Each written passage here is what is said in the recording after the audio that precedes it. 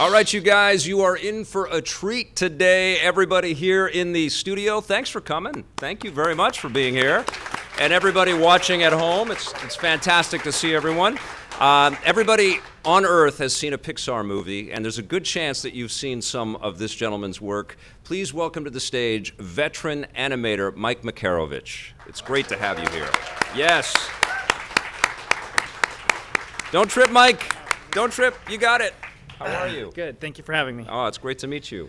Thank you for coming up to Vancouver and talking with, I think, students and with people at TED as well. Yeah, it's been an awesome experience. And I just love coming up here. Just it's a great city. So yeah, there's a lot of animation that's happening in this town, isn't there? Yeah, it's a huge hub, which is nice because it's close to, so I don't have to travel too far because I'm not a big traveler. Yeah. So it's kind of nice just to be able to hop up here and. Yeah, I mean, there's some amazing work happening with Sony just releasing Spider-Verse, which was just a blast to had watch. some of those guys on. They were, and one of the things that I told them, and this was my first question to you, as somebody that how long have you been at Pixar? About 16 years, a little over 16 years, yeah. Well, while you've been at Pixar, you've seen the Pixar look adopted in movies all over the world. Yeah. And they're, like the philosophy of the way you create your animations, you can see exemplified in lots of different movies all over the place. Does that bother you guys? I don't know. I mean, me personally, I feel it's just where the industry goes. It's sort of like computer graphics, CG in general has sort of. It's been interesting to see that when a company like Pixar started or Disney like adopting 3D, they kind of will start to have their own looks. They will, but eventually smaller companies. Sort of like before they couldn't do it. They couldn't make a feature film or a movie, but technology has gotten so much better. Yes. You know, it's gotten faster. It's just like people are making films on their laptops, no problem. Yeah. You can. So it feels like you can make an animated film just from a couple of laptops almost. It's amazing. And that's huge difference from like I think when those companies started and they needed that huge computing power. Right. To just but eventually the looks sort of found themselves, and I think every studio has their style. And the styles for each studio varied a little bit, but they were similar. Yeah. And it was kind of interesting to see in terms of 3D, like CG stuff, when Spider-Verse came out, just how, like, whoa, it was a nice sort of like refresher in a way. That is a nice tip of the hat because it won the Oscar and The did, Incredibles 2, which you worked on. I did very, very heavily. A beautiful film. Yeah, it was yeah, no absolutely. slouch as a superhero movie or as an animated movie. No. And it deserved its nomination, but then Spider-Man swung in and took the gold. But it feels like you guys were understanding of that. Well, I think we're just proud of the artistry. You know, Yeah. the thing is when whether it's our studio or Sony, when they do well, we all do well. Right. Do you know what I mean? This is about everybody being successful together. Because Yes. I love the fact that animation now is stronger than ever. It's Yes. growing stronger. People are more into it than they've ever been before. Mm-hmm. And so it's like, thank you everybody who's doing the hard work they're doing just to keep doing it. Yeah, there's no trying to kind of couch this or explain that this is a kid's movie that appeals to everybody. Gets it that these things can resonate. Why is that? Why do animated movies have that power over us? Why they have the power of resonating such like this? You see a movie like Up and you'll never forget that opening sequence till the day you die. Well, and I mean, you will reflect on it because of chances, I think. Yeah, because I think we taking chances on story making, on filmmaking is, I think when people see that, they react well to it. Yeah. I mean, there's times when things fail, but you learn from your failures, and I think that's a great thing too. Yeah. But like that you mentioned the beginning of Up, and I was always impressed by that because I saw that in storyboards, and I was always like, this is so beautiful. They're doing this moment without any like dialogue. Yeah. It's just this wonderful moment. Yep. And a little part of you goes, I'm not sure if it's going to stay. Will it keep, for all the iterations of the film, will it stay? And you see the next iteration, you're like, it's still there. And then you start animating on it, you're like, it's still there, and it's so beautiful. But the best is probably when, like yourself, when you get to talk to audience members who watch it, and that means a lot to them. Yeah. I'm so busy working. You envelop yourself into the art, but you forget how it affects other people. And it's not until I started to teach that people would come up and go like, I remember those moments. They meant a lot to me. And you're like, oh yeah. That's what it's all about, right? Like, it is, Yeah. and it's wonderful to be part of something that is so positive, I guess. That is awesome. My daughter asked me a question that I wanted to pass on to you because I said I was talking to an animator today. Yeah. And she said, does that mean that he draws everything? And I went, It's a common question. right? Yeah, and yeah. I think what you do is you take the models that are built and you make them live. Yeah, It's kind of your job. I think the way I try to describe it is we're sort of like puppet masters. Right. And we have the puppet that we can pull the strings, but Cool. our puppet exists in the computer. And instead of just a couple of strings, we have like 3,000. Okay? So it takes a lot of effort to try to create a performance out of such a complicated puppet. Yeah. But it is puppetry within the machine. Yes. And as for drawings, we definitely have a lot of 2D artists that work with us, and we do implement that to help us get to the final image, the final sort of, but it's not an actual drawing per se, but someone will draw over my work. Right. They'll see it and they'll be like, Mike, more like this, more like that, and then I will try to match it with my puppet. So that was my next question. As you're animating, I guess Yeah. you're also having to you manipulate, and it has to be a malleable thing, not just in the work that you're creating, but then Right. you have to pass on that work so it gets embellished, I would imagine, right? And Well, improved. Yeah, I mean, mine. I'm just a one stage of the whole Yeah. thing, which is pretty cool because every stage you kind of see the entire project just getting better and better. Mm-hmm. So hopefully, when we get in there, we're improving upon what was just given to us, hopefully, right? Right. And then it goes over to lighting, and when the lighters get to just when you're done with all your work, and they light it and they support that lighting with it's just gorgeous, and it's making us feel even more. And then the effects team is going in there and they're making sure that the clothing is supporting it, and it's such a cool team effort to finally see it on the screen. So, but it takes so much time. So, That is changing. I want to talk to you a little bit about real-time animation, though, Okay. and I've been reading a little bit about how it's revolutionizing the industry in a lot of different ways, and certainly Unreal is a big part of that Yeah, equation yeah. right now. But I want to talk about the iteration over time, because now you're working on sequels to beloved franchises. It took a long time between Incredibles 1 and Incredibles 2. One of the challenges that I think you guys had as creators is you had to sync up the look of it, even though we had progressed so much yeah. with technology, right? Yeah, I think that's very difficult to do because you're basically, it's like, because if you watch the films back to back, there is a 15-year difference Yeah. almost, and technology progresses so much. So you're absolutely right. Yes. So, I guess the way to best describe it is the technology that's underneath, the things that you don't necessarily see, is drastically different. So, I'm a car nut. I love automobiles. So it's almost like you took a 1969 Camaro and you put all new suspension and engine that's from 2019 underneath it. But on top, it looks like a 1969 Camaro. Okay. Right. So everything underneath is brand new and really, really cool. But the top of it does change a little bit just because there was technology. There was things that the director might have wanted back then that just simply was not possible. Right. Possible now. Right. But you can't make it so different that you, as an audience member, would be like, "Wait a second, this is too different for me." Yeah. So you do. Unless you go into Spider-Verse. Unless you go into Spider, yeah, exactly. Which is nice because you make a universe a rule that you can just kind of do whatever. But unless, so there's subtleties that can change, but it can't change that much. Yeah. Did Toy Story 4 present similar problems there too? Because you're dealing with Right. not only sort of toys from out of time that a lot of kids have kind of forgotten about in some ways, but now the movies have been around for so long. But I think that's one of my favorite things about that particular franchise is the fact that I got into animation because of that first one. Right. And I guess getting to watch it over it's the same. It's so cool to know that the same people are making all of them. Yeah. Over such a long period of time. It's been probably maybe I don't know. Feels like 20 years Yeah. since the first one, and Yes. the fact that it's the same group of people doing it is so cool. Yeah. I think, right? But the thing about Toy Story, I think, which is not as difficult, is I think the toys themselves, they sort of age really well. Yeah. But if you watch something like the humans in those worlds, they don't age very well because Right. it was hard to do humans back when Toy Story was made. So the humans in the new movie are going to look They're going to look much more modern and more. Yeah, I think so. I mean, they're always trying to blend, but they can't go back to the old style. They can't do exactly new. So they're just trying to make sure that they're finding a language that sort of works.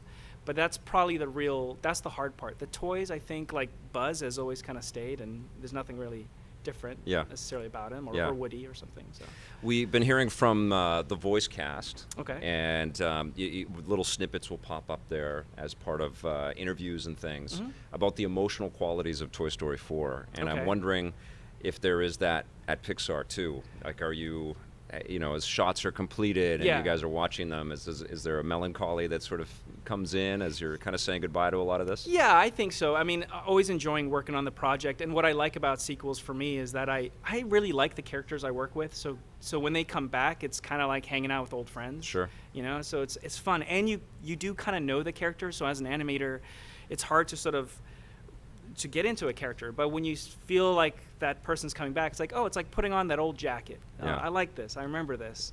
So that's always fun. But when a project ends, it's always kind of melancholy for sure. Yeah. And we don't know if is this going to happen again or not. So it's sort of like sometimes you just say goodbye and hopefully it's not, but it might be. I don't know. Yeah. That wait between Incredibles 1 and 2 was interminable. It was not fair. Okay. Yeah. and now that we've seen Incredibles 2, it's like, why is there not a show of these awesome characters? This would be incredible. Yeah, exactly. Should we get Brad Bird on the phone right now?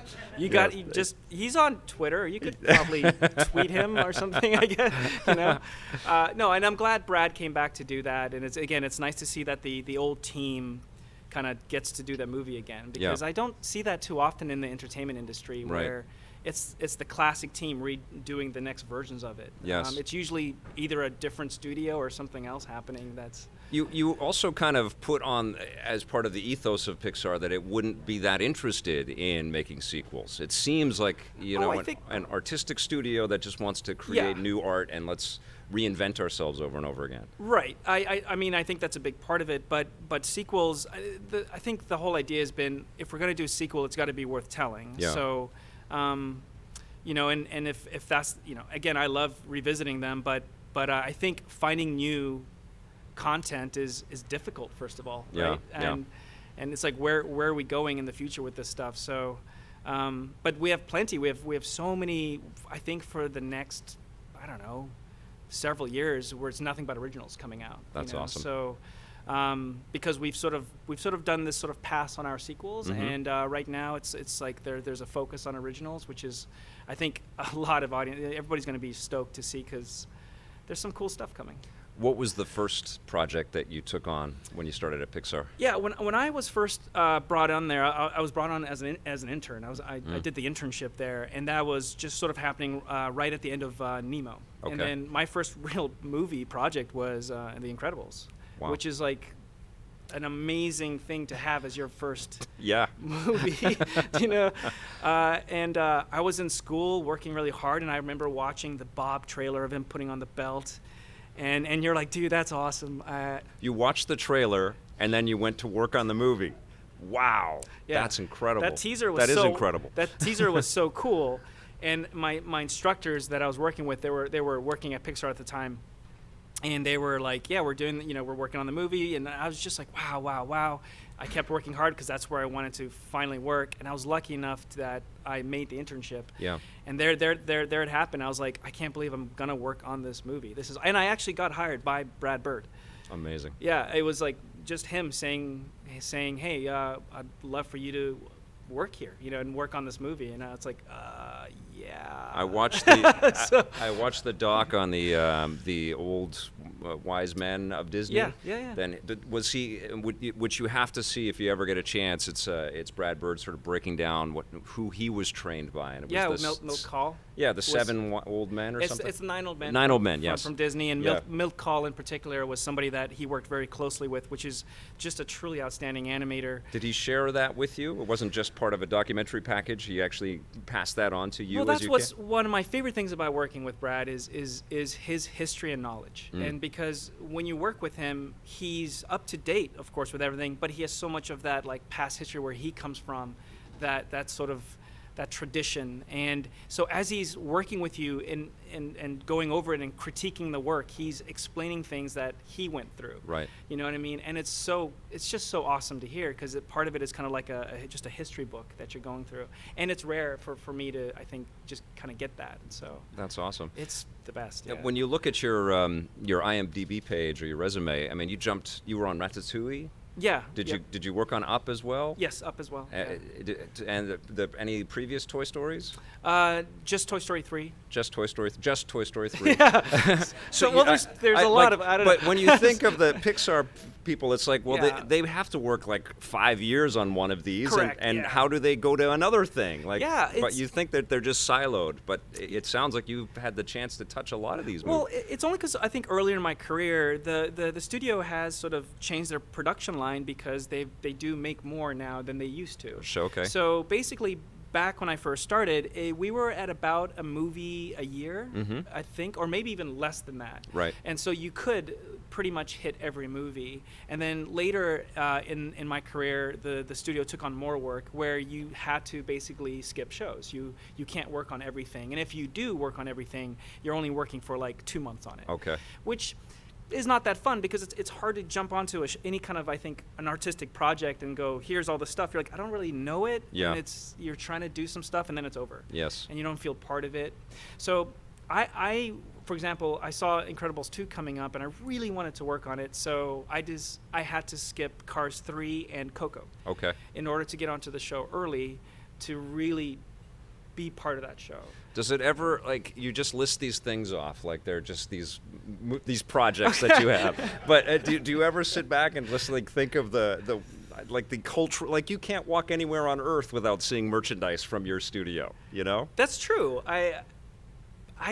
I don't know. I don't think about it. And now my daughter, who I had on Incredibles 2, I'm now a Congratulations. father. Thank you. Nice. And Daughters are the best, even So- ones that ignore you when you're making a show. I think, my daughter, I think I'll experience that more. Yeah. I think I just sort of am blind to it in a certain way.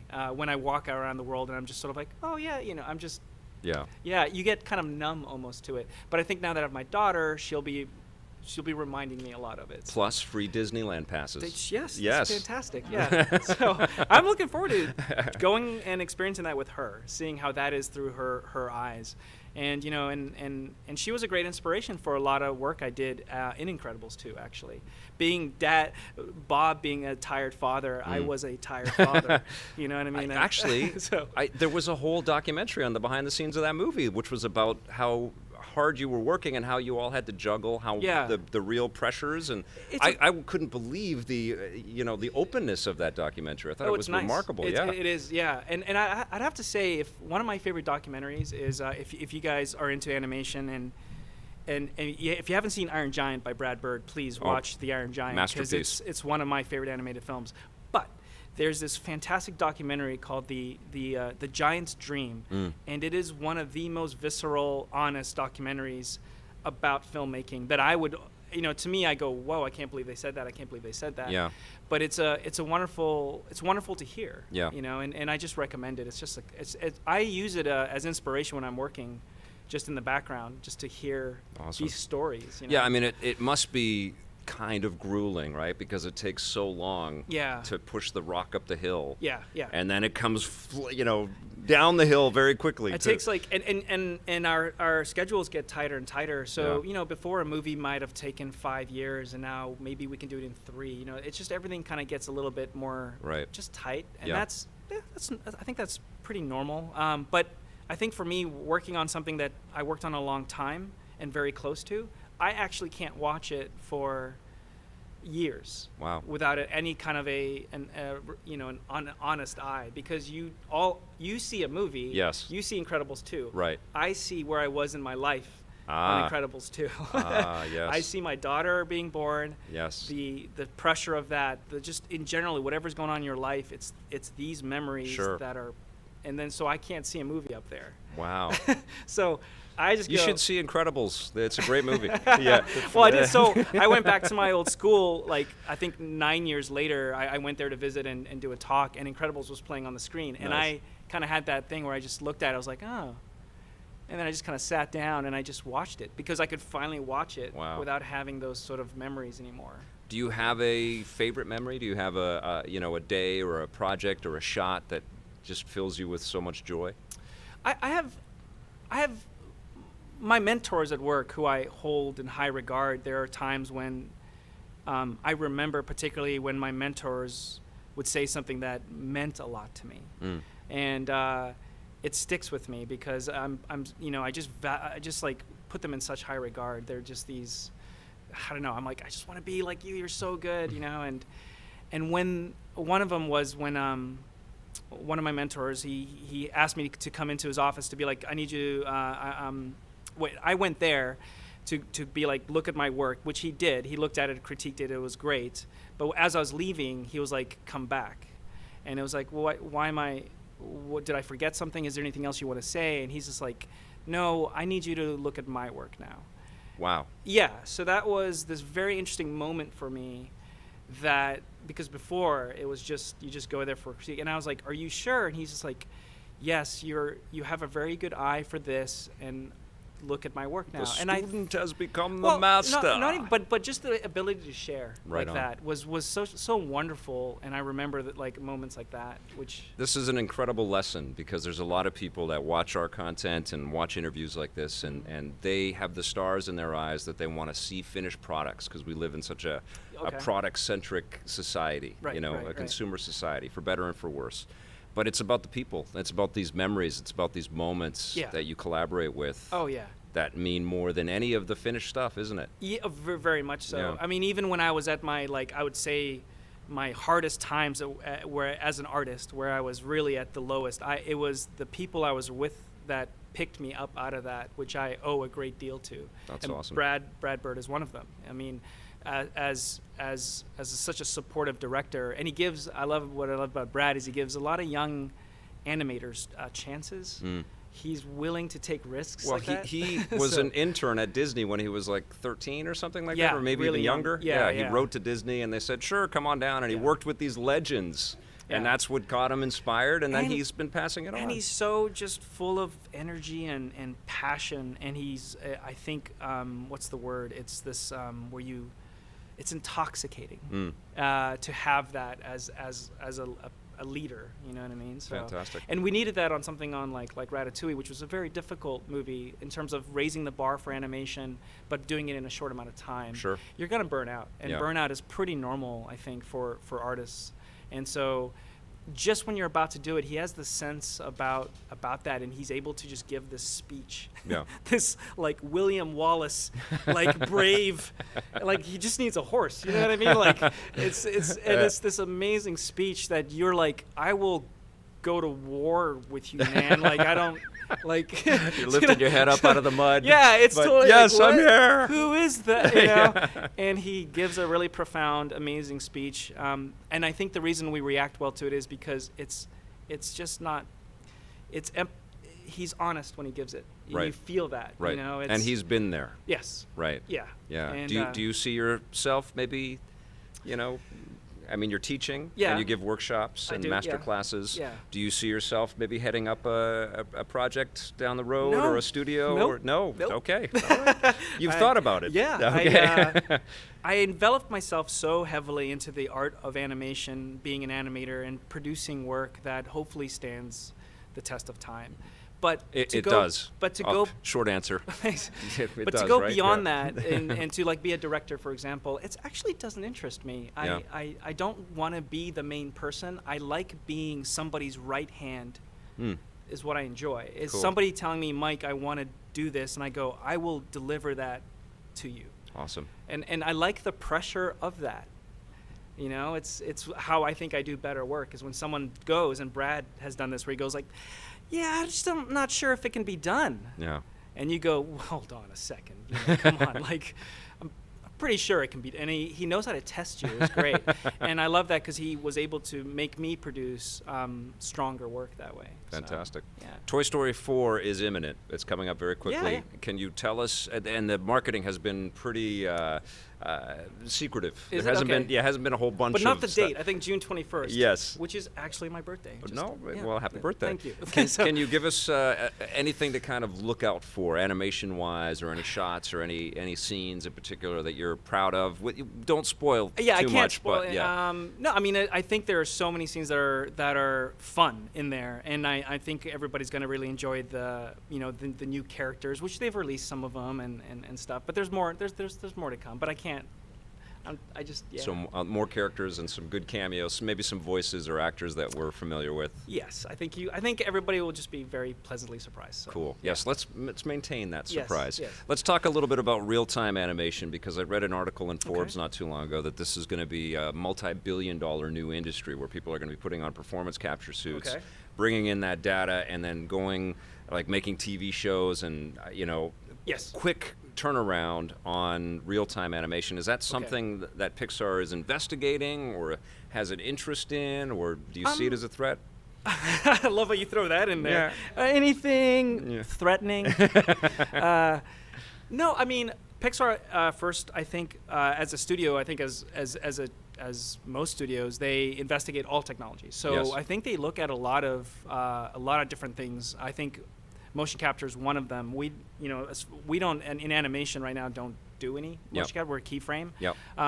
But investigation and seeing how else can we make movies is always there, which is great because you want to be innovative. I want to pause for 1 sec here. I want to clarify. So every Pixar movie has been keyframe animated.